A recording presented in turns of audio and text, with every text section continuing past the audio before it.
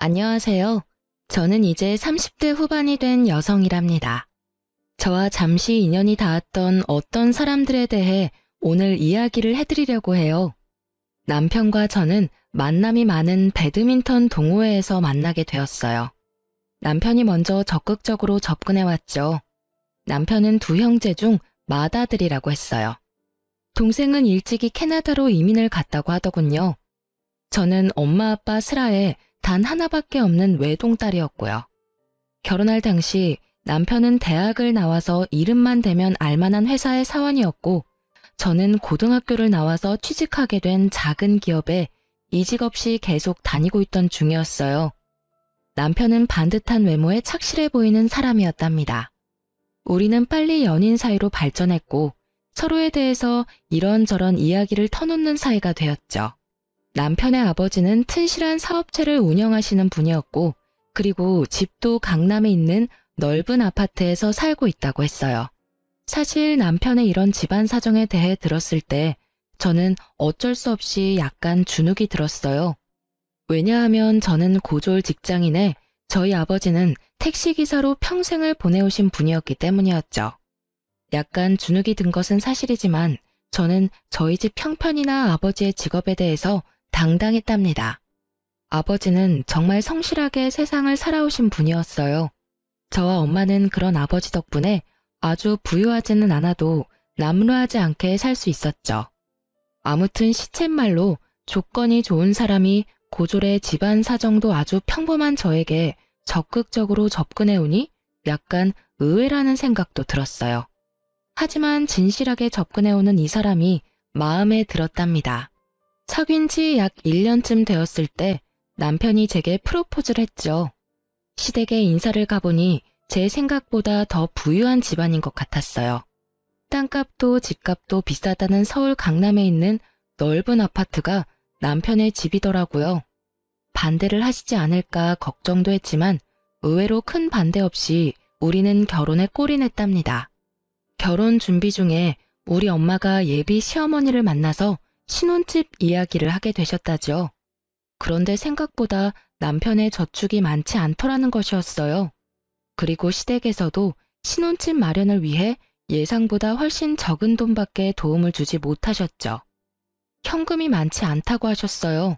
남편이 버는 돈도 모두 시아버지의 사업에 재투자를 한다고 했죠. 그래서 우리는 방이 2칸 딸린 작은 연립에서 친접 살림을 시작했답니다. 참, 저희 친정 이야기를 좀 해드리고 넘어가야겠어요. 사실 우리가 결혼하기 얼마 전에 시골에 계시던 할아버지가 그만 뇌졸중으로 돌아가시고 말았었죠. 그런데 장례식까지 모두 치른 후 정말 깜짝 놀랄 만한 일이 벌어졌어요. 안녕하십니까. 최재영 씨의 유언을 집행하기 위해 찾아왔습니다. 변호사 서문수라고 합니다. 할아버지의 유언을 집행한다니 처음에 우리 식구 모두가 무슨 뜻인지 못 알아들었죠. 최재영 씨가 아드님 최일선 씨 앞으로 고향에 있는 땅과 서울, 경기권의 땅, 그리고 상가 건물 2채를 상속하셨습니다. 변호사라는 사람이 말하는 할아버지와 아버지의 함자는 분명히 맞는데 내용이 영 이해가 가지 않는 것이었어요. 할아버지는 농사를 평생의 천직으로 알고 사셨던 분이었거든요. 이런 정도의 재산을 모으실 만한 처지가 아니셨어요. 변호사에게 물어보니 오랜 기간 동안 꾸준히 투자를 해오셨던 것 같다고 하더군요. 아무튼 그렇게 해서 아빠는 생전 처음으로 남들이 부유하다고 할 만한 사람이 되셨죠. 그리고 엄마와 의논하시더니 그 재산은 역시 할아버지의 뜻을 받드는 데 쓰는 것이 좋다고 결정을 내리셨어요. 농사를 천직으로 하셨던 할아버지의 뜻에 따라 택시기사 일을 그만두시고 고향에 내려가서 농장과 목장을 크게 확장하시겠다는 것이었죠. 아빠는 타고난 성실함을 바탕으로 열심히 일하셨고 농장과 목장은 그런 아빠의 손을 타고 성장을 거듭했답니다. 아빠의 고향과 인근 도시들에서는 아빠가 경영하시는 목장에서 생산되는 한우가 인기를 끌고 있었어요. 깨끗한 것만을 먹여서 잘 키운 한우, 맛이 좋을 수밖에 없었죠. 이제 곧 서울에 판로를 개척해야겠다는 생각도 가지고 계셨답니다. 아무튼 친정에서 겪은 뜻밖의 횡재에 앞으로 가족 모두 웃는 날만 가득할 줄 알았는데 결혼한 지 얼마 안 돼서 저와 시부모 사이에 조그마한 갈등이 생기기 시작했죠. 처음 만난 시모와 시부 모두 인상이 서글하신 분들이었죠. 그래서 솔직히 결혼 전엔 이분들과의 고부 갈등은 없을 줄 알았습니다. 예, 집에 김치가 떨어졌구나. 집에 와서 김치 좀 담가 놓고 가거라. 그리고 네 아버지가 해물 넣고 부친 부추전을 아주 좋아하신다. 온 김에 그것도 좀 해놓고. 결혼하고 나서도 직장 생활을 접지 않고 있던 저였어요. 반드시 제 손을 빌리지 않아도 될 일을 가지고 시어머니가 저를 불러대기 시작한 거였죠. 나는 원래 손이 약해서 물일을 잘 못한다. 데리고 있던 아줌마가 있었는데 이제 그 아줌마도 늙었는지 영 옛날만 못해서 내보냈어. 아직 새 사람을 못 찾았다. 그동안은 네가 수고를 좀 해야겠구나. 제 직장과 시집은 그리 가까운 거리는 아니었답니다. 하지만 시어머니가 결혼 후 처음으로 제게 시키는 일이었어요. 단칼에 못 가겠다고 할 수가 없어서 바리바리 시장을 봐서 시집으로 갔죠. 정말 시어머니는 손 하나 까딱 안 하더라고요. 저 역시 엄마 슬하를 벗어난 지 얼마 되지 않은 사람이라 이런 일이 익숙하지 않은 때였어요. 시어머니에게 묻고 물어서 간신히 김치를 담그고 부추전을 부쳐놓고 집에 돌아왔답니다.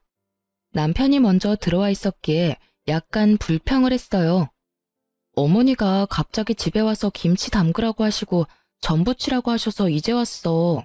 그런 정도는 어머님이 하셔도 되는 일일 텐데. 퇴근하고 바로 오라고 하셔서 여태 앉지도 못하고 일하다 왔어. 그럴 수도 있지. 우리 엄마 원래 몸이 약해서 그런 일 잘 못해. 네가 많이 도와드려야 될 거야. 엄마가 그런 일을 많이 안 해보셨거든. 솔직히 남편한테서 얼마나 고생이 많았느냐, 힘들었겠다. 이런 대답을 기대했던 저는 실망을 할 수밖에 없었답니다. 피곤하기도 하고 해서 그날은 그냥 그렇게 넘어갔어요. 그런데 시어머니의 이런 요구는 이후에도 계속되었답니다. 심지어 시집에서 키우는 강아지를 애견 미용실에 데리고 가서 미용시켜 오라는 요구도 있었다니까요. 이번에는 시모에게 직장인인 제 상황을 다시 상기시키고 그러지 말아달라는 말을 해야겠다고 생각했죠. 시집에 가보니 어머니는 한가하게 매니큐어 칠을 하고 있더라고요. 그러니까 바쁜 일도 없으면서 직장을 다니는 저를 굳이 불러서 일을 시키는 것이었죠. 어머니, 이런 말씀 죄송해요. 하지만 저 직장인이에요. 퇴근하고 나서 바로 집에 가서 저녁 준비까지 해야 해요. 그런데 이런 일로 예고도 없이 부르시면 제가 주부로서 살림을 제대로 이끌어갈 수가 없어요. 어머니, 죄송하지만 사소한 일은 어머님께서 직접 하시고 좀 힘들다 싶은 일은 미리 좀 말씀해 주세요. 이런 저의 말을 들은 시어머니가 그야말로 불같이 화를 내는 것이었어요. 아니, 시집 온 지 얼마나 됐다고 새 며느리가 시어머니한테 말대꾸냐? 어른이 이래라 하면 다소곳이 네 하고 할 일이지. 가타부타 토를 달아? 역시 사람은 배우고 봐야 하는 일이로구나. 거기다 안 봐도 너네 집안 가정교육이 어떤 수준인지는 잘 알겠구나. 제대로 다 다시 배워야겠어. 저를 가지고 뭐라고 하는 것은 참을 수도 있었죠. 하지만 가정교육까지 들먹인다는 것은 결국 우리 부모님이 잘못했다는 말이잖아요. 제가 또 참지 못하고 시어머니에게 말했어요. 어머니, 저희 엄마 아빠 가난하게 살아오셨지만 남한테 손가락질 안 받고 사신 분들이시고 저도 자라면서 그런 부모님 밑에서 남들한테 가정교육 못 받았다는 소리 안 듣고 자랐어요. 저희 부모님에 대해서까지 말씀하시는 것은 좀 듣기 어렵네요, 어머니. 어머니가 대노하신 것은 물론이고 이 문제를 가지고 우리 부부가 대판 싸움이 붙었죠. 어디다 대고 버릇없이 시어머니 욕이야, 욕이. 너희 집안에서 너를 그렇게 가르쳤냐? 한 번만 더 우리 엄마에 대해서 험담이 나오면 그때는 내가 안 참을 줄 알아? 정말 어이가 없기도 하고 서럽기도 하더라고요. 안 참으면 도대체 어떻게 하겠다는 건가요? 그날 밤 우리는 처음으로 큰 방과 작은 방에서 따로 잤답니다. 그리고 아침에 밥도 먹지 않고 각자 출근해버렸죠. 그리고 저녁에 퇴근을 해보니 남편이 이미 퇴근해 있더라고요. 자기 벌써 퇴근한 거야? 왜 이렇게 일찍 퇴근했어? 나 그 회사 그만둬버렸어. 내 능력에 비해서 월급을 적게 주는 것도 마음에 안 들고 사실 하는 일이 그다지 적성에 맞지도 않았어. 뭐? 그렇다고 인원도 없이 회사를 그만두면 어떻게 해? 우리 집 수입이 절반으로 줄어드는 일이잖아. 적금 크게 들어놓은 것은 다 어떡하고? 남편은 이런 저의 타박에 귀찮다는 듯이 TV 볼륨을 키워버리더라고요. 사실 남편의 이런 말을 들었을 때는 좀 힘이 들어서 조퇴 정도 한 것이려니 생각을 했었죠. 그런데 다음날 아침이 되어 남편을 깨우니 짜증을 내는 것이었어요. 자기는 자는데 깨우는 것을 제일 싫어한다나요? 그러고는 정말로 출근을 안 하더라고요. 정말 황당하기 이를 데 없었죠. 결혼하고 나서 아직 첫 월급도 가져다 주기 전이었어요.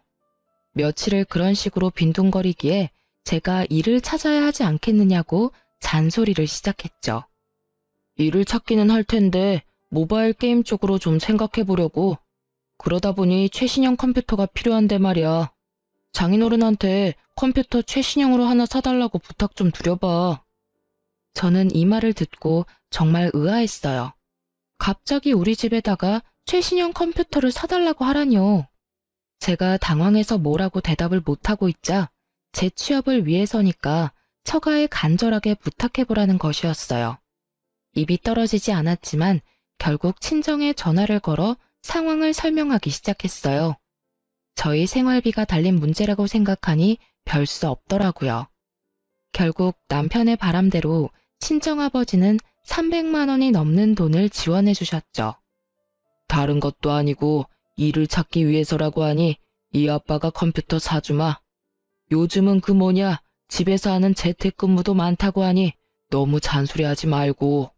이렇게 해서 최고 사양을 갖춘 컴퓨터가 우리 집에 오게 되었답니다. 뭐야? 일을 찾는다면서 게임만 하고 있잖아. 이게 벌써 며칠째야. 잠도 거의 안 자고 게임만 하는 게 일을 찾는 거야? 아이씨, 말 시키는 바람에 캐릭터가 죽었잖아. 나 컴퓨터 할 때 말 시키지 말라고. 알았어? 이후로 남편의 행동은 그야말로 반백수도 아니고 백수 그 자체였어요. 거의 밤을 새고 게임에 열중하고 아침에는 일어나지도 못했죠. 제가 조금 일찍 퇴근을 하는 날이면 그 시간까지 자고 있기도 했어요.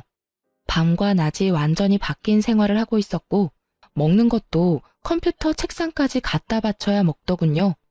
남편은 이런 식으로 한 계절을 다 보내고 있었어요.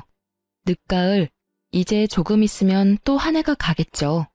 이제는 아이 가질 생각도 해야 할 텐데 남편은 마치 오늘만 살고 내일은 안 살 사람처럼 행동하더군요.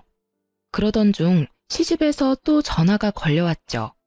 가뜩이나 남편 때문에 짜증이 나 있던 저는 정말 전화를 받기가 싫더라고요. 보나마나 또 뭔가 자신이 직접 할 수 있는 일을 저에게 시키려는 시어머니의 전화가 거의 틀림없었으니까요. 그치만 어른이 부르시니 시댁으로 가보았죠. 예, 이번에는 김장을 좀 많이 담가야겠다. 네 시아버지 사업 때문에 손님도 많이 오실 테고 지난 해에는 내가 친척집에서 많이 얻어다 먹어서 이번에는 좀 갚아줘야 한다. 100포기만 담가라. 어머니, 설마 김장 100포기를 저 혼자 하라는 말씀은 아니시죠? 친척분들 중에서 도와주실 분이라도 오시나요? 김장 100포기가 뭐 그리 대단한 일이라고 도와줄 사람까지 찾고 그러니? 옛날에는 200포기, 300포기도 담고 그랬다. 어른 말에 또 토달지 말고 재료 주문은 내가 다 해두었으니 오는 대로 100포기 담가놓고 가거라. 저는 제가 집에서 살림만 하는 입장도 아니고 설사 살림만 하는 사람이라도 혼자 김장 100포기를 한다는 것은 불가능하다고 시어머니에게 분명히 말했어요. 어머니, 급하게 인력회사에 전화해서 도와주실 분이라도 구할게요. 그것도 한 분만 불러서는 안 될 것 같아요. 적어도 세 사람은 있어야 될 것 같아요. 옛날 200포기, 300포기는 마을에서 돌아가면서 품앗이를 한 거잖아요. 지금은 그럴 일도 없고요. 제가 사람 부를게요, 어머니. 시어머니가 또 그 기분 나쁜 가정교육 타령까지 포함해서 저에게 쓴소리를 했죠. 저는 결국 제 뜻대로 인터넷에서 근처 인력회사를 검색해서 급히 도와줄 사람을 2사람 불렀답니다. 3사람이 했는데도 김장 100포기는 장난이 아니었어요. 김장을 다해 김치통에 담을 때까지도 시어머니는 소파에 앉아서 말로만 김장을 담그더라고요. 이래라 저래라 하면서 결코 움직이지는 않는 거였죠. 김장 100포기를 다 하고 일어서려니 아이고 소리가 저절로 나오더군요. 이걸 혼자 하라고요? 3박 4일 동안 해도 모자랄 일이었어요. 저는 어느새 새하얀 웨딩드레스를 입고 행복한 첫 발을 디디던 새 신부였던 저와 지금의 저를 비교하고 있었어요. 남편, 시어머니 모두에 대해서도 정말 그때는 상상할 수 없었던 일들이 벌어지고 있는 것이었죠. 팔, 다리, 어깨, 허리 안 아픈 곳 없는 상태에서 전철을 타고 집으로 가는 길. 어쩌다 주머니에 손을 넣어보니 인력회사의 용역비를 카드로 긁고 받은 꾸깃한 영수증이 손끝에 잡히더라고요. 그냥 종이 한 장일 뿐인데 그걸 보니 마치 제 결혼 생활이 이렇게 꼬깃꼬깃해지는 것 같다는 생각이 들더군요.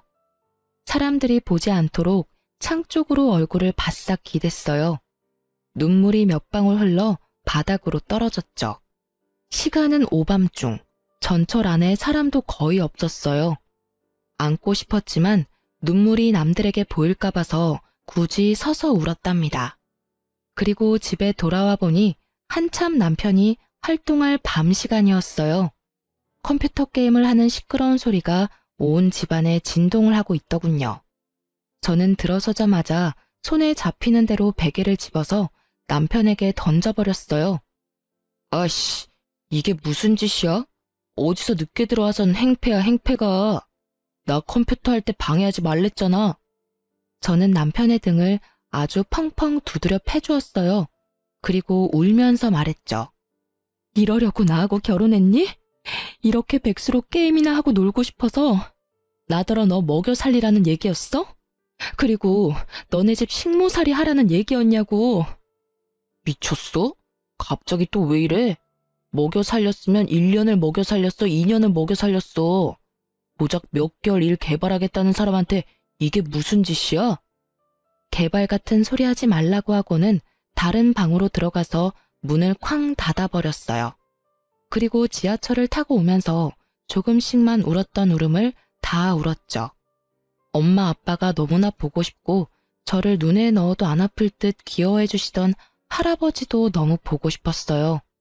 이렇게 제 결혼 생활이 엉망진창으로 꼬여가던 중에 그래도 제게 기쁜 일이 하나 생겼답니다. 그것은 아빠가 서울에 오실 일이 많아졌다는 것이었어요. 아빠가 한우에 서울 판로를 찾고 계셨는데 아주 유능한 유통업자 한 분을 알게 되셨다는 것이었죠. 일을 시작한 지도 오래된 사람이었는데 그동안 공급을 받던 공급자와 최근에 공급 계약이 끝난 상태였대요. 이 유통업자가 고향에 직접 내려와서 생산 과정을 모두 까다롭게 체크하고 맛도 보고 가더니 아빠와 공급 계약을 맺고 싶어 한다는 것이었어요. 아빠도 물론 이 사람이 얼마나 많은 판로를 가지고 있는 사람인지 꼼꼼히 알아보셨죠. 믿어도 좋을 사람이라는 판단이 서셨던가 봐요. 그래서 이 김 사장이라는 유통업자와 아빠가 계약을 맺었고 이제 우리 한우가 본격적으로 서울로 진출을 하게 된 것이었죠. 따라서 아빠의 서울 일이 많아졌고 저는 아빠를 좀 더 자주 뵐 수 있었죠. 이 녀석아, 왜 이렇게 여유였어? 회사 다니랴 살림하랴 바빠서 그런 거냐? 그리 힘들면 회사를 그만두는 것도 생각해보려무나. 마르긴요. 요 며칠 속이 좀 안 좋아서 밥을 좀 적게 먹었더니 그렇게 보이나 봐요. 회사를 그만두긴요. 언제부터 다닌 회사인데요. 굳이 저를 보겠다고 같이 올라오신 엄마가 말씀하시더군요. 자식에 대한 부모의 마음이라는 것이 얼마나 깊고 예민한지 그 말 한마디에 눈물을 훔치고 말았습니다. 너 김서방하고 사이에 무슨 일이 있지? 아니면 아이가 들어섰던가? 내 보기엔 아이가 들어선 건 아닌 것 같고 무슨 일인지 어서 이야기해봐라. 저는 엄마의 말에도 역시 아니라고 고개를 저었지만 그러는 사이에 제 눈에 어느새 눈물이 한두 방울 고여 있었나 봐요. 그걸 엄마가 또 놓치지 않고 보신 것이었어요. 엄마가 저를 계속 다그치셨죠. 결국 눈물이 터져버렸고 그간 있었던 일들을 모두 이야기할 수밖에 없었답니다. 엄마, 아빠, 나 어떡하면 좋아요? 김서방이 일할 생각을 전혀 안 해요. 게임 개발한다고 컴퓨터 사주신 걸로 그냥 게임에만 빠져 있어요. 그리고 시어머니도 애초에 생각했던 그런 분이 아니에요. 제 얘기를 다 들으신 엄마는 계속 울먹이는 저를 다독이셨어요. 아마도 김서방이 회사를 그만둔 지 얼마 안 돼서 허해서 그럴 수도 있다는 말씀이셨죠. 아빠 역시 그런 말씀을 하시더군요. 그렇다면 얼마나 좋겠어요.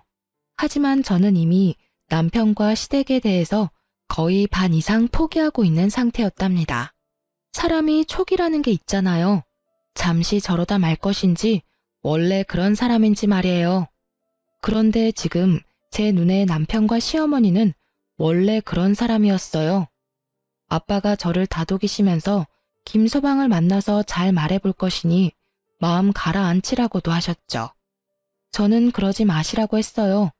제 속 하나 상하는 것도 기가 막혀 죽겠는데 아빠까지 속상하게 만들고 싶지 않았으니까요. 그렇게 아빠가 사주시는 맛있는 밥도 제대로 먹지 못한 채 엄마 아빠는 다시 고향으로 내려가셨고 저는 또 그 절망적인 우리 집으로 돌아왔죠. 남편의 컴퓨터 책상 주변에는 먹다 남은 음식들과 먹고 나서 싱크대에 갖다 놓지 않은 지저분한 그릇들이 잔뜩 쌓여 있더군요. 이젠 뭐 별로 놀랍지도 않았어요. 그리고 처음으로, 정말 처음으로 이혼이라는 단어를 떠올렸어요. 제가 보기에 남편은 결코 치유될 길 없는 구제불능이었거든요. 그리고 원래 제 계획은 빨리 아이를 가지려는 것이었죠. 그런데 이제 저는 남편 몰래 피임약을 사서 먹기 시작했답니다. 이미 각방을 쓰고 있긴 하지만 그래도 젊은 남녀가 한 집에서 지내니 혹시라도 무슨 일이 있을까 싶어서였어요.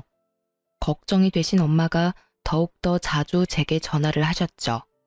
하지만 전화를 하실 때마다 기쁜 소식을 전해드릴 것이 없었어요. 저는 어떻게 하면 엄마의 걱정을 줄여드릴 수 있을까를 생각해서 상황을 오히려 축소하고 있기는 했죠. 그런데 부모를 속일 수는 없더군요. 드디어 엄마도 울먹이며 말씀을 시작하시더라고요. 도대체 김서방이 왜 그런다니? 네 시어머니는 또 왜 그러시는 거고? 결혼 전에 그렇게 멀쩡하게 보였던 사람들이 말이다. 겉모습이야 지금도 너무나 멀쩡하죠. 이렇게 엄마와 제 전화는 결국 눈물로 시작해서 눈물로 끝나는 일이 점점 더 빈번해지고 있었어요. 그런데 어느 날 걸려온 엄마의 전화는 저를 더 절망적으로 만들었죠. 네 아버지와 내가 이 얘기를 너한테 해야 하나 말아야 하나 밤새 의논을 했다만 아무래도 알고 있는 것이 좋겠더구나. 김서방이 다녔다던 회사에 네 아버지가 연락도 해보았고 사람을 사서 조사를 좀 해보신 모양이다. 그런데 그런 사람은 그 회사에 없었다고 하더라는구나. 이 얘기가 마치 꿈속에서 어울렁더울렁거리는 소리처럼 들렸어요. 윙윙 귓속을 맴돌더군요. 그리고 엄마에게 처음으로 이혼하고 싶다는 말씀을 드렸어요. 엄마도 단호하게 마음을 먹었던지 이제는 울지 않으시더라고요. 그리고 아버지가 한우 공급 일로 그 김 사장이라는 유통업자를 만나러 곧 서울에 가실 것이니 만나 뵙고 자세한 이야기를 들으라고 하셨죠. 아빠가 서울에 오자마자 저를 먼저 찾아주셨더라고요. 그 김 사장이라는 사람과는 굳이 사업 때문이 아니라 서로 고맙게 해준 것에 대해 술 한 잔씩 하려는 것이니 아빠하고 얘기를 좀 많이 하자는 말씀이셨어요. 아빠는 그날 유통업자 김 사장을 만나시고는 우리 집에 와서 주무셨어요. 남편의 그 꼴도 모두 보셨죠. 장인어른, 저 편의점 하나만 인수하게 해주세요. 정말 열심히 일해서 수연이 고생 안 시키겠습니다. 평상시에 일에 대한 생각이 없던 사람이 편의점을 차려주면 갑자기 일 생각이 생긴다든가? 그런 이야기는 내 생전 들어보질 못했네. 하다못해 밤에 대리운전이라도 하게. 안 사람 혼자 고생하고 있는데 왜 못한단 말인가? 자네 오토바이도 잘 탄다면서? 퀵서비스 일도 요즘은 꽤 보수를 주는 것으로 알고 있네. 아빠는 남편의 본색을 너무나 잘 꿰뚫어보고 계셨죠. 사실 아빠만큼 사람에 대한 이해가 깊은 분이 어딨겠어요. 반평생을 택시기사로 지내오신 분이었어요. 세상에 안 만나본 인간 부류가 없으시겠죠. 아마 거의 웬만한 철학자 못지 않으실걸요? 아빠가 돌아가시고 나서 남편의 표정이 아주 볼만하더군요. 아빠가 나가신 현관문을 뚫어져라 째려보고는 제가 듣고 있는데도 불구하고 자린고비 영감이라며 비난을 쏟아내기 시작했죠. 더 이상 싸우고 싶지도 않고 해서 그냥 놔두고 나와서 혼자 거리를 걸어 다녔어요. 그렇게 생각 정리한 다음 집에 들어와서 남편에게 단호하게 말했죠. 우리 이혼해. 자기하고 살고 싶은 생각이 없어. 아니, 자기라는 사람에 대한 희망이 없어. 그 어떤 기대도 없고. 이런 상태에서 결혼 생활을 지속하는 것은 자기나 나한테 도움이 안 돼. 우리 이혼하자. 남편이 갑자기 실실 웃기 시작하더라고요. 웃는 얼굴에 침 못 뱉는다는 말이 있지만 그 웃는 얼굴에는 정말 침이라도 뱉어주고 싶더군요. 감정이 앞서는 걸 간신히 참고 조용히 남편의 대답을 기다렸어요. 이혼? 내가 왜 이혼을 해? 내가 뭘 그렇게 크게 잘못했는데? 바람을 피웠어. 그렇다고 마누라를 두들겨 패기를 했어. 아니, 고작 일 몇 개월 쉬고 있다고 이혼을 하면 세상에 이혼 안 한 사람 없을걸? 나 절대 이혼 못해.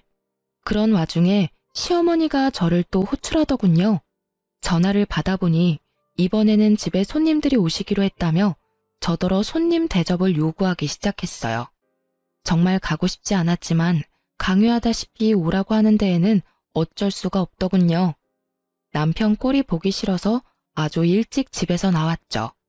시집의 약속 시간보다 거의 1시간이나 빨리 도착하게 되었어요. 예, 너 이 시간에 웬일이니? 너 1시간이나 더 있어야 오기로 했었잖아. 아유, 우리 나중에 얘기해요. 우리 며느리가 너무 일찍 와서 말이에요. 이걸 어쩌나? 시어머니가 마침 어떤 손님과 얘기를 나누고 있었어요. 그런데 시어머니가 눈에 띄게 그 손님을 자꾸 밖으로 밀어내려고 하는 거였어요. 아유, 왜 이렇게 사람을 밀어요? 하던 얘긴 마저 해야지. 재계약 문제 어떻게 할 건지 아직 말 안 끝냈잖아. 집 재계약할 거예요? 아니면 나갈 거예요? 이분이 이게 다 무슨 말씀일까? 재계약이라뇨? 무슨 말씀을? 집? 재계약? 그러니까 뭔가요? 이 집이 재계약의 대상이 되는 그런 집이란 말인가요? 직감적으로 저는 이 집 역시 시집의 자가가 아니라는 것을 알아챘답니다. 집주인으로 보이는 사람이 떠밀려서 문 밖으로 내쫓기다시피 나가기에 제가 얼른 그 사람을 따라 나갔어요. 시어머니가 뒤에서 발을 동동 구르고 있더라고요. 그 집주인으로 보이는 사람에게 제가 며느리라서 어차피 재계약을 하시려면 제가 보증금을 도와드려야 한다고 거짓말을 했죠. 거짓말이라는 것을 정말 안 하고 사는 사람이었는데 필요한 순간이 되니까 그것도 술술 나오더라고요. 그 사람의 말인즉 보증금 7천만 원, 월세 300만 원에 새들어 살고 있다는 것이었어요. 사실을 확인하고는 시댁으로 다시 들어갔죠. 역시 또 시아버지의 사업에 재투자를 해야 해서 집을 팔아서 이렇게 됐다며 제가 먼저 물어보지도 않았는데 술술 설명하는 것이었어요. 그놈의 재투자는 무슨 만병통치약인가요? 무슨 일이 있을 때마다 튀어나오니 말이에요. 어머니, 사시는 곳도 강남 아니면 못 사시겠던가요? 하긴 저희 집에서 농사지어 올려보내신 음식물 쓰레기 봉투에서 발견한 적도 많이 있었어요. 서울에서는 구하지도 못할 음식들이었다고요. 제가 서러워서 말씀드리지 않고 넘어갔지만요. 그랬어요. 저희 집에서 농사지은 것들이라고 제가 시집에 가져다 주니 시어머니가 그대로 쓰레기 봉투로 직행시키더군요. 제가 얼마나 마음이 아팠던지요. 그때 시어머니가 말하기를 강남 백화점에 식품관만한 곳은 없다고 했었죠. 어머니, 훨씬 더 많은 사람들이 다른 곳에서 건강하게 살고 있어요. 도대체 한 달에 300만 원씩이나 월세를 주면서 강남에 사셔야 하는 이유가 뭔가요? 다른 곳에 가셔서 건강하게 사는 사람들하고 어울려 보세요. 서울 변두리나 경기권에 가면 정말 하루하루 성실하게 벌어서 착실하게 저축해 자기 집 마련하는 사람들이 얼마나 많은데요. 당장 집 빼서 이사하시고 마음 편하게 사세요. 그게 대다수 사람들이 사는 방식이에요. 아시겠어요? 아유, 싫다 얘. 우리는 여기 아니면 못 살아. 다른 데는 다 구질구질하다. 여기가 명실공히 대한민국에서 제일 살기 좋은 곳이야. 지나다니는 사람들을 봐라. 때깔이 다르지 않니? 너도 여기서 몇 개월만 살아봐. 그 촌스러운 때깔이 확 벗겨질 거다. 정말 이놈의 시집은 구제불능이었어요. 어떻게 이렇게 제대로 속아 넘어갈 수가 있었을까요? 저는 이제 바로 저라는 사람을 마음속에서 실컷 때려주고 있었답니다. 지질이 병신, 어떻게 이렇게 속아 넘어갈 수가 있어? 도대체 어떻게 그렇게 사람을 모를 수가 있어? 할 수 있는 모든 자책의 소리들이 제 마음속을 다 거쳐갔어요. 그리고 집에 들어와서는 그 사실을 알게 된 것조차 남편에게 말할 필요도 없다고 생각했고 그냥 방구석에서 옷도 갈아입지 않은 채로 구겨져 잠이 들고 말았죠. 남편은 여전히 이혼을 거부하고 있었고 저는 아름아름 변호사 사무실을 찾아다니고 있을 즈음이었어요. 아빠가 서울에 오셨더라고요. 아빠가 서울에 오시는 일은 김 사장님을 만나러 오시는 일이 대부분이었죠. 그런데 아빠가 집으로 오지 않으시고 밖에서 만나자고 하시더군요. 어차피 김 사장하고 약속이 있어서 왔으니 우리 딸 맛있는 거 사주려고 하신다고요. 나가보니 어떤 일식집의 방이었어요. 제가 들어가니 그 김 사장님이라는 분이 아직 계셨어요. 제가 일을 방해했나 싶어서 얼른 다시 나오려 했죠. 아이고, 나갈 것도 없어요. 따님, 아버님하고 얘기 다 끝났어요. 듣던 대로 아주 참하게 생겼네요. 그럼 저는 이만 물러갈 테니 부녀간의 얘기 많이 나누세요. 아, 그리고 참, 우리 형님 얘기는 그냥 귀에서 흘려버리세요. 말씀을 드려놓고도 참 부끄럽네요. 부끄러우실 게 뭐가 있어요. 사장님이 그런 힘든 일까지 다 짊어지고 계시다니 참 대단하시네요. 혹시라도 제가 도울 일이 있으면 말씀 주세요. 어떻게든 도울 테니까요. 제가 안녕히 가시라고 인사를 하고 아빠 맞은편에 앉아서 형님 얘기가 무슨 얘기냐고 물었어요. 아빠가 말씀하시기를 김 사장님한테 형님이 한 분 계시는데 그야말로 온 집안과 온 세상에 소문난 분이라는 것이었어요. 있지도 않은 사업체 사장을 사칭하면서 특허증을 위조해서 투자자를 유치하기도 하고 일평생을 그런 식으로 세상을 산다는 거야. 그걸 김 사장이 다 수습하고 다닌다는구나. 집안이 다 그 모양이고 둘째 아들놈 하나만 멀쩡하대. 둘째 아들이 아주 가족을 떠나서 이민을 가버렸다지. 아유, 왜 어떤 사람들은 자신의 가장 가까운 사람들에게 피해를 입히면서 살아갈까요? 하긴 제 남편만 해도 마찬가지였죠. 가장 가까운 사이인 저를 가장 힘들게 하는 사람이었으니까요. 아빠가 사주는 맛있는 밥을 먹고 우리 부녀는 커피 전문점에 가서 커피도 같이 마셨어요. 아빠와 따뜻한 시간을 보내다 보니 어느새 시름도 많이 잊혀지더군요. 그렇게 아빠가 고향으로 다시 내려가시고 저는 다시 괴로운 일상으로 돌아와 있었어요. 처음엔 생각만 해도 너무나 마음이 따스했던 우리 신혼집이 지금은 정말 제일 가기 싫은 곳이 되어 있었죠. 하지만 제가 굳이 갈 데가 어디 있겠어요? 집으로 들어가서 하루를 또 자는 것 같지 않게 자고는 아침에 출근을 했어요. 그렇게 일상적인 나날이 몇 주 더 흘러가고 있었죠. 그러다가 아빠의 전화를 받게 되었어요. 반가워서 나오라고 하시는 곳으로 얼른 갔죠. 아빠의 표정이 묘하더라고요. 상당히 분노에 차 계시는 것 같기도 했고 또 저를 너무나 가엾게 바라보시는 것 같은 복잡한 표정이셨답니다. 아빠, 왜 그러세요? 무슨 일이 있으세요? 아니면 어디 편찮으세요? 우리 아빠가 그렇게 당황하시고 화가 나 계신 모습은 태어나서 처음 뵙는 모습이었어요. 아빠가 잠시 침착함을 되찾으시기 위해 시간이 필요하신 것 같더군요. 그래서 무슨 일인지는 모르지만 저는 잠시 아무 말 없이 그냥 기다려드렸어요. 내가 여기 이 레스토랑에 왜 왔는지 아니? 다른 아닌 김 사장하고 약속이 있어서 왔단다. 그런데 김 사장이 아니라 그 형님이 김 사장에게 점심을 사겠다고 했다는 거야. 갑자기 돈이 생겼다면서 이 고급 레스토랑을 택하더라는구나. 저는 갑자기 침이 꿀꺽 넘어갔답니다. 다음 말이 기다려질 때 일어나는 현상이겠죠. 그런데 재밌어서가 아니라 뭔가 저와 관련된 일이라는 쎄한 느낌이 들었거든요. 그 김 사장이 그 형님이란 사람에게 사업을 하면서 신세를 지는 사람이 많이 있는데 마침 서울에 와 있는 것 같으니 합석을 하면 될지를 물었다네요. 그러자 형님이 흔쾌히 허락하더라는 것이었죠. 그래서 아빠한테 연락을 했고 아빠가 감사하게 초대에 응하셨다는 것이었어요. 그리고 다음에 일어난 일에 대한 아빠의 자세한 이야기를 듣고는 정말 저는 몸이 휘청하는 것을 느꼈답니다. 김 사장님, 초대해 주셔서 감사합니다.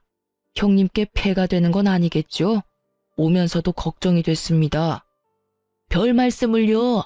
제 사업을 도와주시는 분이라고 하니까 형님이 진작 모셨어야 하는 분 아니냐고 하시던걸요. 그렇게 김 사장님과 아빠 사이에 몇 마디가 지나고 나자 그 형님이라는 분이 약속 장소로 들어섰다죠. 제 형님이십니다. 형님, 이쪽이 제가 말씀드린 그분이에요. 제가 정말 도움을 많이 받고 있습니다. 아니, 이게 어떻게... 사돈 어른이... 아니, 사돈이 김 사장님 형님이셨다고요? 이게 도대체 어떻게 된 일입니까? 두 분이 사돈간이셨어요? 해식이 장인어른이시라고요, 이분이? 제 딸의 시아버님이 분명히 맞습니다. 그러니까 제 사위의 아버지가 되시겠지요. 저 손님을 초대해놓고 죄송하지만 저 화장실 좀 먼저 다녀오겠습니다. 그럼 잠시만.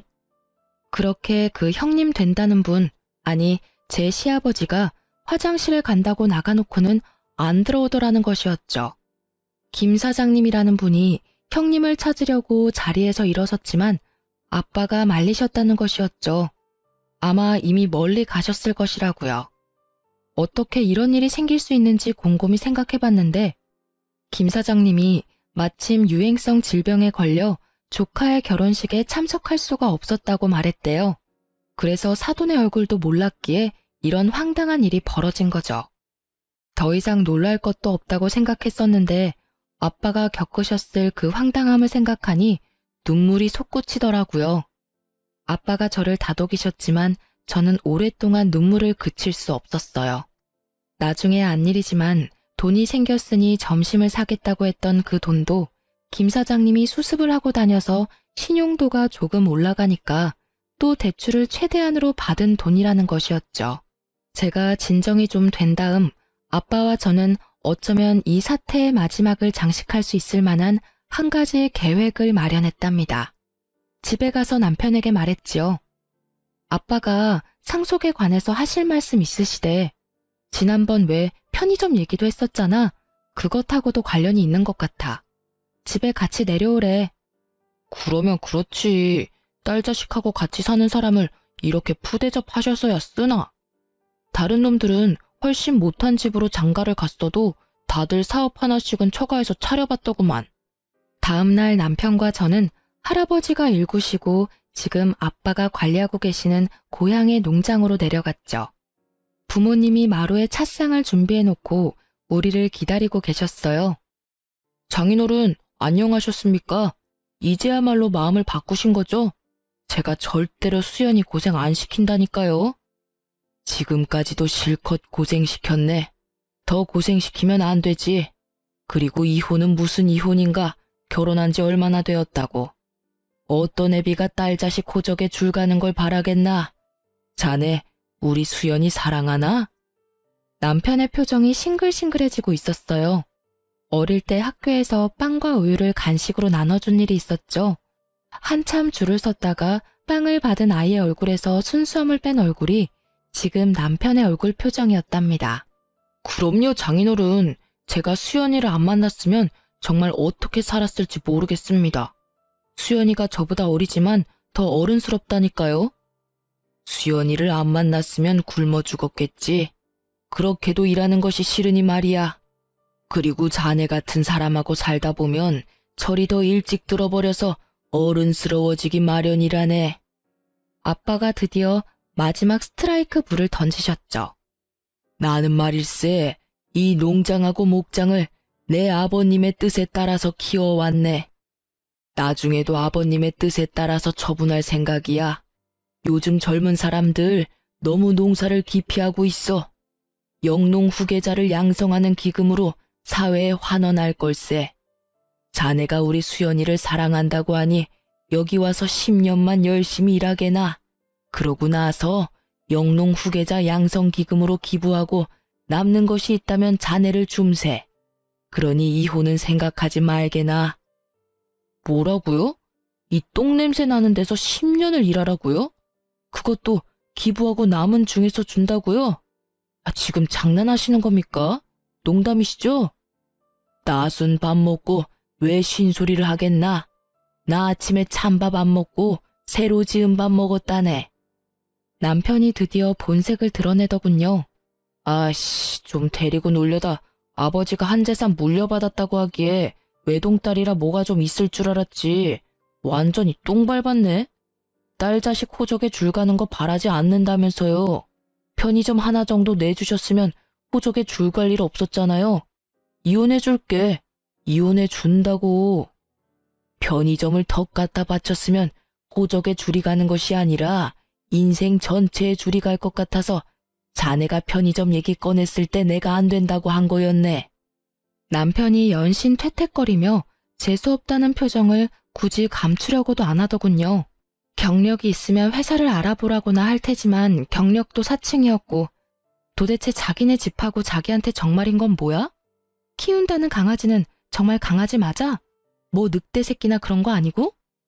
우리 아빠 평생 택시기사로 성실하게 일하셔서 서울에서 우리 살던 집 마련하셨었어. 강남의 그 아파트하고 비교할 수도 없는 궁전 같은 우리 집이었지. 지금도 아빠는 고용인들하고 똑같이 밖에서 일하시면서 할아버지의 뜻을 받들고 계셔.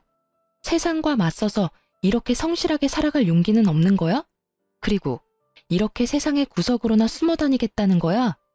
나는 세상의 밝은 곳에서 살고 싶어. 다행히 이혼에 대한 뜻이 맞은 것 같으니 재판까진 안 해도 되겠네.